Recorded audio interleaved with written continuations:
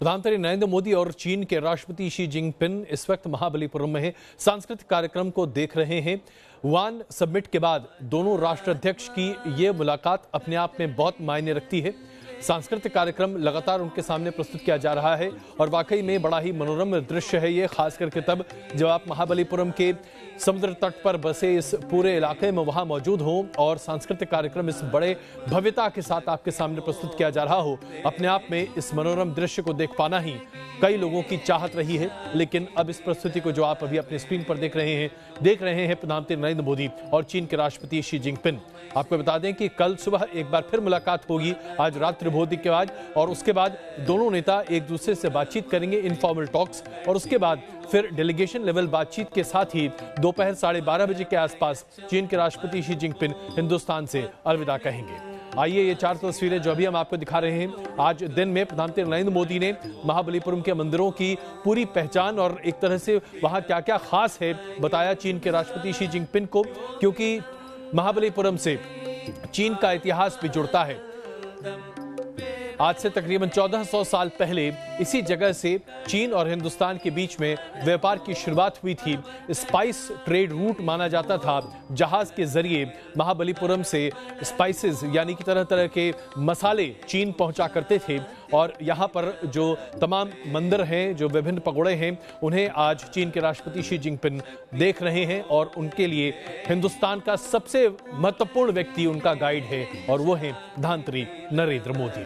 तो आइए आज दिन में जिस तरह से दोनों राष्ट्र अध्यक्षों ने महाबलीपुरम की यात्रा की, देखा परखा, एक दूसरे से बातचीत की, ये 10 तस्वीरें आपको बताएंगी कि दरअसल ये दोनों देशों की दोस्ती कहां और किस दिशा में आगे जा रही है।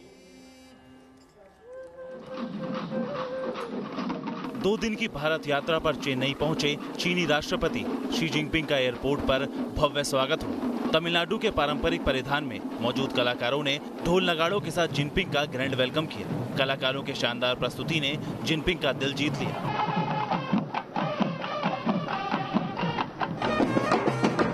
चेन्नई की सड़कों पर लोग चीनी राष्ट्रपति के स्वागत में बड़ी संख्या में मौजूद थे। किसी के हाथों में मोदी जिनपिंग के पोस्टर थे, तो कोई बैंड बाजे के साथ उनका स्वागत करने के लिए तैयार खड़ा।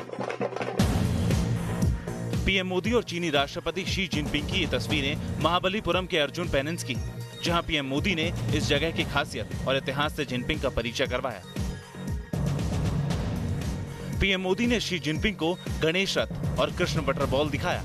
इसे कृष्ण का माखन लड्डू कहते हैं। इस दौरान इन 2 सुपर लीडर्स के बीच गजब की केमिस्ट्री देखने को मिली। दोनों ने हाथ उठाकर भारत चीन की मजबूत होती दोस्ती के सबूत दिए। इसके बाद दोनों नेताओं ने पंचरथ देखा। पंचरथ में पीएम मोदी और जिनपिंग ने आराम किया, साथ में नारियल पानी पिया और गुफ्तगू की। इससे पहले चीनी राष्ट्रपति एयरपोर्ट पर उतरे तो उनका जोरदार स्वागत हुआ। एयरपोर्ट पर तमिलनाडु के मुख्यमंत्री ई पलानीस्वामी, उप मुख्यमंत्री ओ पनीरसेल्वम शी जिनपिंग की अगवानी के लिए एयरपोर्ट पर मौजूद थे। जिसके बाद चीनी राष्ट्रपति का काफिला उचल के लिए रवाना हो गया, जहां रास्ते में लोग जिनपिंग के इंतजार में पलके बिछाए बैठे थे। स्कूली बच्चों के हाथों में भारत चीन के राष्ट्रध्वज थे। ये तस्वीरें चेन्नई के एक होटल की, जहां होटल के बाहर चीनी राष्ट्रपति का भारत में काम करने वाले चीनी लोगों ने भी स्वागत किया। Team news nation. हिंदुस्तानी होने का मूल मंत्र है अतिथि देवो भव, और इस मूल मंत्र को प्रधानमंत्री नरेंद्र मोदी जिस तरह से चरितार्थ करते हैं, यह बताता है कि आज भारतीय संस्कृति को अगर अंतर्राष्ट्रीय पटल पर कोई नेता बड़े प्रस्तुति के साथ सामने रख सकता है तो वो है प्रधानमंत्री नरेंद्र मोदी। हम आपको ऐसी तस्वीरें दिखाने जा रहे हैं जिन्हें देखकर आप वाकई में कह उठेंगे कि हां, अगर अपने देश में हम अतिथि का स्वागत करते हैं और इसे चरितार्थ करना है या इसे परिचित करना है, तो सबसे पहले प्रधानमंत्री नरेंद्र मोदी की तरफ देखना चाहिए। देखिए आप कि कैसे दुनिया के तमाम राष्ट्राध्यक्षों का स्वागत प्रधानमंत्री नरेंद्र मोदी ने किस आत्मीयता के साथ किया है। ये बड़े ही खूबसूरत और यादगार पल। दुनिया के सबसे ताकतवर शख्स की इतनी गर्मजोशी से शायद ही किसी ने मेहमान नवाजी की हो। तत्कालीन अमेरिकी राष्ट्रपति बराक ओबामा के साथ चाय पर चर्चा करते पीएम मोदी का यह अंदाज सबसे जुदा था। साल 2015 में रिपब्लिक डे परेड में ओबामा बतौर चीफ गेस्ट भारत आए थे। ओबामा मोदी की शख्सियत और अपनी खातिरदारी से इतने खुश हुए कि मोदी उनके सबसे अच्छे मित्रों में शामिल हो गए। जिनपिंग 2014 में जब हिंदुस्तान आए थे तब मोदी ने साबरमती की सैर कराई थी। 17 सितंबर को यानी मोदी के जन्मदिन के मौके पर जिनपिंग को मोदी ने साबरमती के तट पर झूला झुलाया। एशिया की दो महाशक्तियों के बीच ऐसी आत्मीयता और सादगी देखकर पाकिस्तान भी चौंक गया था।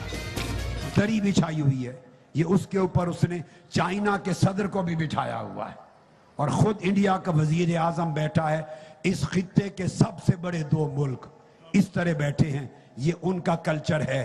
शर्म से डूब मरो, तुम यहां जमहूरियत की बात करते हो, जमहूरियत इसको कहते हैं।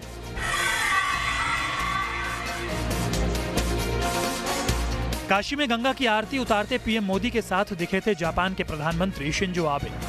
दिसंबर 2015 में जब आबे भारत आए तो पीएम मोदी उन्हें दशाश्वमेध घाट ले गए, जहां दोनों नेताओं ने 45 मिनट बिताए।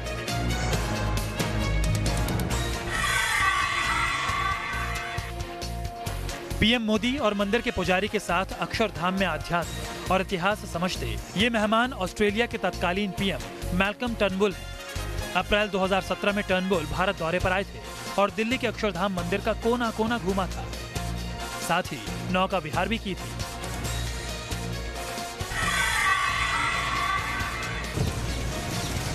फरवरी 2018 में जब कनाडा के पीएम जस्टिन ट्रूडो भारत आए तो मोदी ने ट्रूडो के साथ उनके परिवार का भी गर्मजोशी से स्वागत किया। ट्रूडो की बेटी को मोदी ने गले लगाया और ट्रूडो के सबसे छोटे बेटे के साथ भी मोदी ने दोस्ती कर ली थी। जी न्यूज़ नेशन। इसमें कोई शक नहीं है कि आज अगर हिंदुस्तान की ख्याति दुनिया भर में बड़े पैमाने पर है तो इसकी एक बहुत बड़ी जिम्मेदारी, या यूं कहें कि इसका बहुत बड़ा श्रेय प्रधानमंत्री नरेंद्र मोदी को देना होगा, क्योंकि भारत की छवि को एक नया आयाम प्रधानमंत्री नरेंद्र मोदी ने दिया है। अब जरा इसका कॉन्ट्रास्ट देख लीजिए। एक तरफ प्रधानमंत्री नरेंद्र मोदी जो हिंदुस्तान की छवि पूरी दुनिया भर में एक विश्व नेता के तौर पर प्रस्तुत करते हैं, और दूसरी तरफ हमारे पड़ोसी देश पाकिस्तान के प्रधानमंत्री इमरान खान। क्या कहा जाए साहब का, इमरान खान साहब को तो खुद उनके देश में लोग बर्दाश्त नहीं कर पाते, दुनिया में किस तरह से लोग उनका माहौल बनाते हैं इसके बारे में चर्चाएं बड़ी आम हो चुकी हैं आजकल हमारे भारतीय टेलीविजन पर। ऐसे में आपको हम दिखाने जा रहे हैं कि कैसे इमरान खान की सरकार की उल्टी गिनती शुरू हो चुकी है। उनके विरोध में जो एक बड़ी रैली का आयोजन किया जा रहा है, उसको लेकर जो तस्वीरें सामने आ रही हैं, उसे देखते हुए तो इमरान खान को आज मुझे लगता है कि अभी तुरंत इस्तीफा दे देना चाहिए। विरोध इतना बड़ा हो तो फिर देश में आपके प्रधानमंत्री रहने का मतलब क्या है इमरान खान साहब? मेरे बुजुर्गों, हमारा अगला पाकिस्तान में मौलाना खम ठोक रहा है, नवाज पैतरे बांध रहे हैं और पाकिस्तान के पीएम इमरान को जनरल बाजवा ने फॉरेन ड्यूटी पर लगा रखा है, वो भी इमरान और सऊदी जैसे दो सूरमा की लड़ाई सुलझाने की ड्यूटी। पाकिस्तान में इमरान की कुर्सी पलटने के लिए मौलाना फजलुर रहमान ने ट्रेलर जारी कर दिया। इमरान खान को बता दिया है कि इतने पाकिस्तानी तो रिजर्व कोटे में हैं, जो 27 अक्टूबर को इस्लामाबाद जरूर पहुंचेंगे। बाकी भुट्टो और शरीफ जितना जुटा पड़ा। फजलुर रहमान की ताकत और पाकिस्तानियों के गुस्से का अंदाजा इमरान को है, लिहाजा उन्होंने अपने मंत्री नूर उल हक कादरी को फजलुर से डील करने का जिम्मा सौंपा है। फजलुर के आजादी मार्च से डरी इमरान सरकार ने फिर एक नए केस में नवाज शरीफ को गिरफ्तार कर दिया, लेकिन नवाज ने 27 अक्टूबर का प्लान क्लियर कर दिया है। आज मैं समझता हूँ कि मौलाना साहब की बात को रद्द करना बिल्कुल गलत होगा। मैंने शहबाज शरीफ साहब को लिखकर भेजा है, कल सारा कुछ मैंने उनको बताया है, वो मेरा ख्याल वो ब्रीफ करेंगे। हम मौलाना साहब के जज्बे को भी बहुत सराहते हैं। मतलब अब इस्लामाबाद में बुलेट प्रूफ कंटेनर में बैठकर मौलाना सरकार हिलाएंगे और नवाज के समर्थक हौसला बढ़ाएंगे। दिवालिया मुल्क, सिलेक्टेड पीएम और डगमग कूटनीति। भला जिस मुल्क में पीएम के खिलाफ जनता हाय हाय करती घूम रही हो, जो सऊदी की भीख पर अपनी रोटी का जुगाड़ करता हो, वो इमरान खान अब ईरान का झगड़ा सुलझाने वाले हैं। इमरान खान रविवार को तेहरान में हसन रूहानी से मिलने वाले हैं और फिर रियाद जाकर प्रिंस सलमान से मुलाकात करेंगे।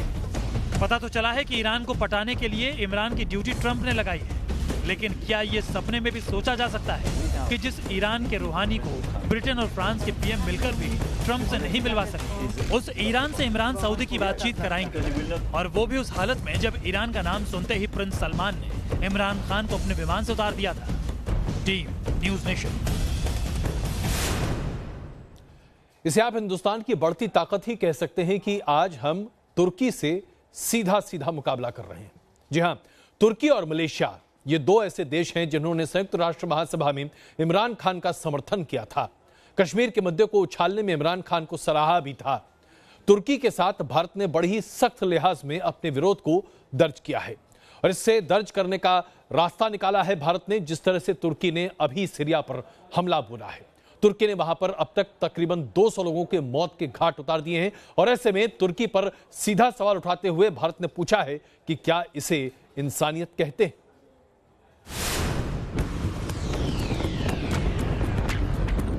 कोई गाड़ियों में बैठकर भाग रहा है तो कोई पैदल ही सुरक्षित ठिकाने की तलाश में है। ये नौबत इसलिए आई क्योंकि टर्की के बारूद से इन्हें अपनी जान का खतरा है।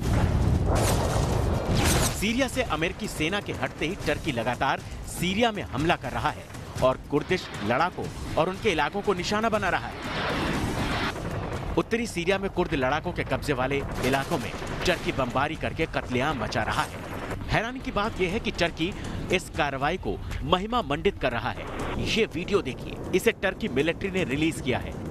इस वीडियो में टर्किश एयरफोर्स के जवान सीरिया पर बमबारी के लिए उड़ान भरते दिख रहे हैं। अब ये तस्वीर देखिए, आग के घेरे के बीच कलाबाजियां करते ये फ्री सीरियन आर्मी के लड़ाके हैं जिन्हें टर्की का पूरा सपोर्ट है। फ्री सीरियन आर्मी के ये लड़ाके भी कुर्द लोगों के जान के दुश्मन बने हुए हैं। खतरनाक हथियारों से लैस ये आर्मी देखकर यही समझा जा सकता है कि अब खाड़ी में सीरिया को बर्बाद करने की पूरी तैयारी हो चुकी है। टर्की को अपने खतरनाक मंसूबों का रिएक्शन भी देखने को मिल रहा है। गुरुवार को टर्की के एकाकले में डिस्ट्रिक्ट गवर्नर हेडक्वार्टर के पास मोर्टार शेल से हमला हुआ।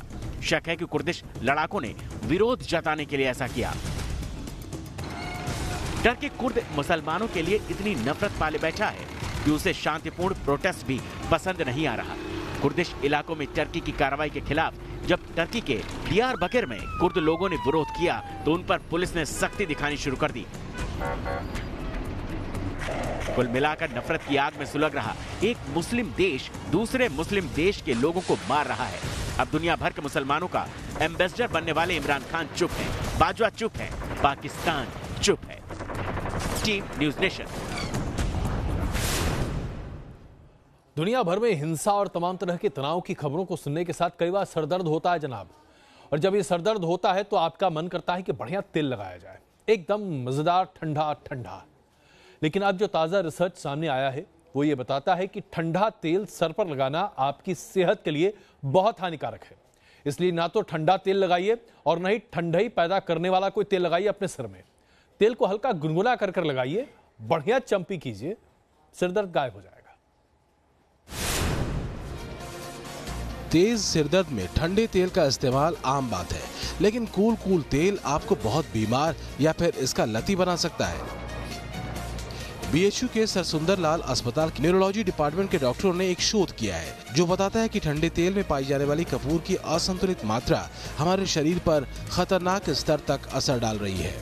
ठंडा तेल कई तरीके का जो आजकल बाजार में उपलब्ध है, उसमें सबसे बड़ी बात यह है कि किसी ठंडे तेल में कोई भी कपूर का लेवल तय नहीं है। इससे हो ये रहा है कि ठंडे तेल का अनियंत्रित व्यापार है और पूरे उत्तर भारत में यहाँ की जो महिलाएं हैं, जो वृद्ध लोग हैं, इसमें ठंडे तेल की नशा बहुत ज़्यादा देखी जा रही है।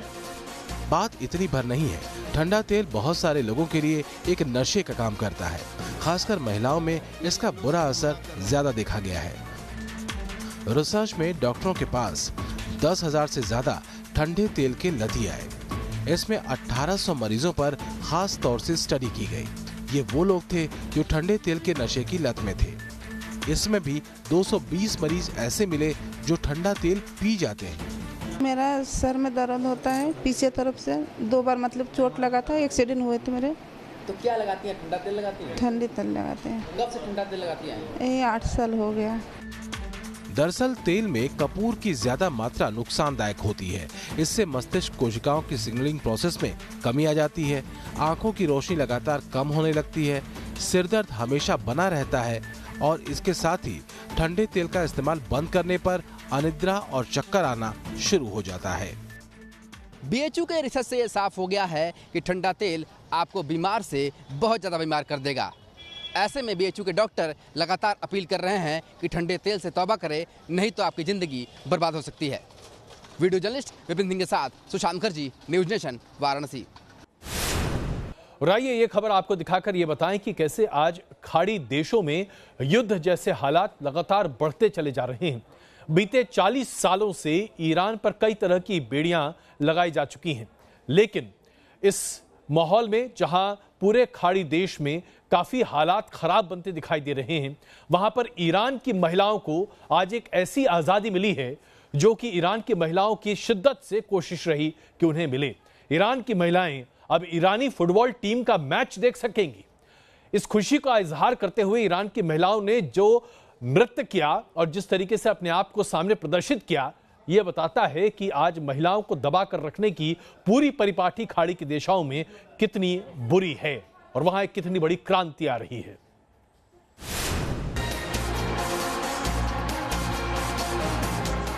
फुटबॉल के मैदान में महिला दर्शकों का ये हुजूम आपको आम लग रहा होगा, लेकिन इस तस्वीर के पीछे 40 सालों का संघर्ष छिपा है।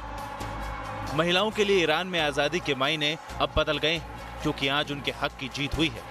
10 अक्टूबर को तेहरान के आजादी स्टेडियम में ईरान और कंबोडिया के बीच हुआ फुटबॉल मैच इतिहास में दर्ज हो गया। 40 साल से ईरान में किसी लड़की ने इस तरह बगैर किसी खौफ के स्टेडियम में फुटबॉल मैच नहीं देखा था, और जब वह ऐतिहासिक दिन आया तो बदले बदले ईरान का दुनिया ने स्वागत किया। हर चेहरे पर खुशी है, हर जुबान शुक्रिया अदा कर रही है और हर आंख में सपने जागे हैं। 1979 में ईरान में इस्लामिक क्रांति आने के बाद कट्टरपंथी शासन आ गया। इस्लाम के नाम पर महिलाओं पर बंदिशें लगा दी गईं। महिलाओं का फुटबॉल स्टेडियम में घुसना मना था। ईरान दुनिया का इकलौता ऐसा मुल्क था जहां महिलाओं का स्टेडियम में दर्शक बनकर फुटबॉल मैच देखना गैर कानूनी था। सऊदी अरब जैसे कट्टर देश में भी महिलाओं को स्टेडियम में मैच देखने की आजादी है। 4 दशक बाद ईरान में महापरिवर्तन लाने का श्रेय ब्लू गर्ल के नाम से मशहूर इस लड़की को जाता है। इसका असली नाम सहर खोडियारी था। इसे फुटबॉल से जबरदस्त प्यार था। ये पुरुषों के वेश में मैच देखने स्टेडियम पहुंच जाती थी, लेकिन एक दिन इसे पकड़ लिया गया और 6 महीने की सजा सुनाई गई। फैसले के खिलाफ सहर ने पिछले महीने कोर्ट के बाहर खुद को आग लगाकर सुसाइड कर लिया। सहर की मौत ने पूरी दुनिया को झकझोर दिया और अपने अजीबोगरीब कानून के चलते ईरान की दुनिया भर में लानत मलानत हुई और मजबूरी में ईरान को महिलाओं के मैच देखने पर लगी पाबंदी हटानी पड़ी। कहना गलत नहीं होगा, जिस आग से सहर की मौत हुई वही आग ईरान में उगे नए सूरज में धधक रही है। Team news nation. हमारे देश में ऐसे व्यापारियों की कमी नहीं है जिन्होंने बहुत नाम कमाया, बहुत पैसा भी कमाया, लेकिन उसके बाद भ्रष्टाचार की वजह से या यूं कहीं की चोरी की वजह से इन्होंने अपना नाम पैसा तो गंवाया, जेल के रास्ते पर भी जाने को तैयार है।